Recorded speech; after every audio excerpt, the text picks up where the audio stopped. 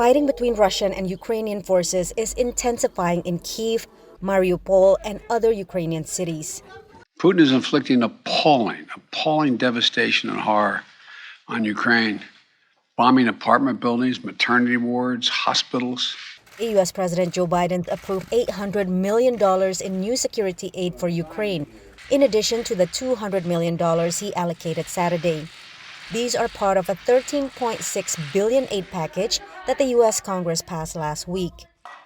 The $800 million will be for direct transfers of equipment, including anti-aircraft systems, anti-armor missiles, armed drones, small arms, ammunition, and body armor. What's really stopping the Russians and inflicting considerable costs on the Russian military are these anti-aircraft weapons and systems. So I think there's a sort of tactical, practical reason why the focus has fallen on these weapon systems.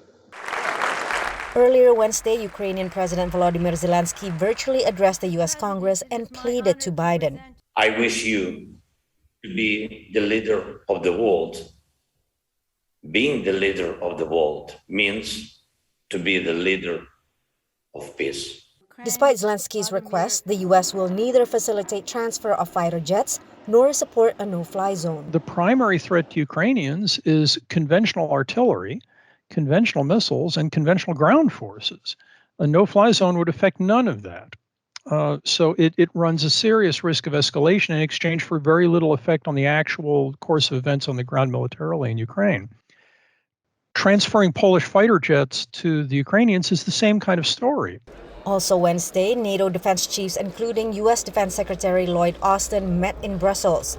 Fearing Moscow may broaden its attack to target NATO territory, the alliance is drawing up plans for new ways to deter Russia, said Secretary General Jens Stoltenberg. To remove any room for miscalculation or misunderstanding in Moscow about our readiness to protect and defend all allies. $4 billion from the $13.6 billion approved by Congress will provide humanitarian support for the more than 3 million Ukrainians displaced by the war. Patsy, Widakuswara, VOA News at the White House.